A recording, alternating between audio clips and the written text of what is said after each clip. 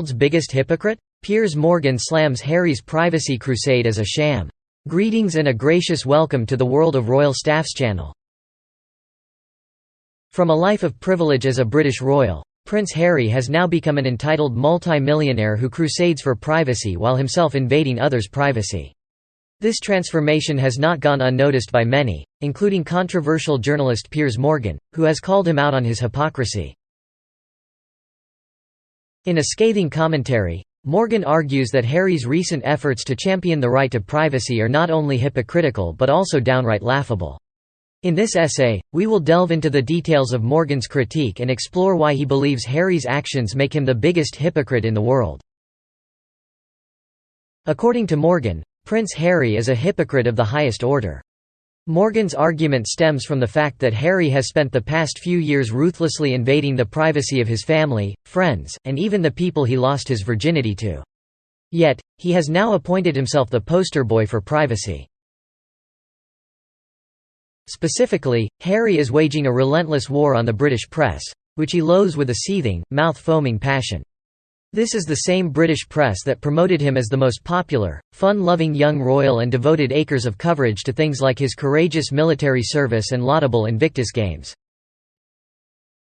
The same press that protected him from himself by not publishing damaging stories about his brazen illegal drug-taking. And the same press that welcomed his marriage to biracial American actress Meghan Markle as a breath of fresh inclusive air for an all-white royal family. However, according to Morgan, none of that mattered to the petulant princely brat. Instead, Harry's eye-popping rage at even the mildest criticism of him or his bride knows no bounds. Once they started doing dumb two-faced things like preaching about carbon footprints whilst using Elton John's private jet like a taxi service, or Meghan having a $500,000 baby shower party in New York on the same day they tweeted about poverty, and got the media sniping their tone-deaf antics deserved, all hell broke loose. In fact, Harry's recent trip to the UK to attend a preliminary procedural court hearing that he didn't need to attend, pointlessly used up vast amounts of the carbon footprint he constantly beseeches us all to avoid stamping on the environment. It makes one ponder if there is a bigger hypocrite in the world than Prince Harry. 2 years ago, the pair quit royal duty, flounced out of Britain, and relocated to a life of Hollywood-style luxury on the west coast of America where they've cynically fleeced their royal titles for hundreds of millions of dollars. And how have they financed this fabulously extravagant new world? By invading privacy, their privacy, the privacy of their families, the privacy of their friends, in fact the privacy of pretty much anyone they've ever met. As Morgan has pointed out, Prince Harry and Meghan Markle's actions raise a lot of questions. It is understandable why people are divided on this issue, and it is clear that it will continue to be a topic of discussion for a long time. Lurid details. From Oprah interviews to a Netflix documentary series, podcasts, speeches, TV media tours, live-streamed therapy sessions, and even a kiss and tell-all book, Harry and Meghan have left no stone unturned when it comes to revealing the most intimate details of their personal lives. It seems that nothing is off-limits, with Harry revealing lurid details of his sexual exploits, his drug abuse, and even his frost-bitten genitals. What's more, the prince has divulged intensely private conversations with his father and brother at his grandfather Prince Philip's funeral and published private texts from the Princess of Wales. All of this is the kind of deeply intrusive personal stuff that Harry would have been furious about and ordered his overworked lawyers to sue over, had a tabloid newspaper revealed it. Despite this, Morgan can't seem to wrap his head around the fact that Harry is so willing to spill the beans about his life while at the same time claiming to be a victim of media intrusion. It's a point that Piers has made repeatedly, and it's not difficult to see why he feels this way. In his opinion, Harry has returned not to apologize to the family he's betrayed but to parade around as the new Prince of Privacy. According to Piers, this is beyond parody, and Harry is only doing what he does best, playing the victim. He thinks that Harry, who claims to be permanently traumatized, genuinely believes he is the most oppressed and put upon human being on the planet. But what's the reason behind this backlash towards Harry? Well, it all started when Harry took his privacy lawsuit against a British tabloid to the High Court. Piers believes that nobody of sane mind would go to court demanding privacy and moaning about intrusion when they've literally become the biggest self-invader of privacy and intruder into others' privacy in royal history. Watching Harry swagger into the High Court this week, with a massive self-satisfied smirk on his face, Piers realized that he had completely lost his marbles. He stated that it's not the best look for a supposed victim. Piers argues that Harry's demand for privacy is ironic, given that he himself has invaded the privacy of others on numerous occasions.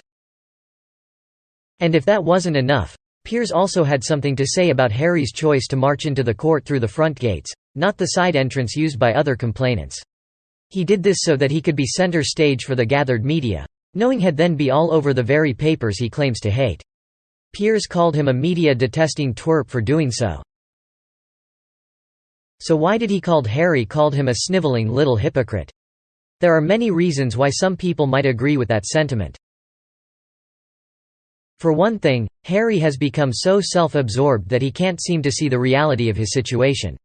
He thinks the British public will support him in his fight for privacy, but they won't.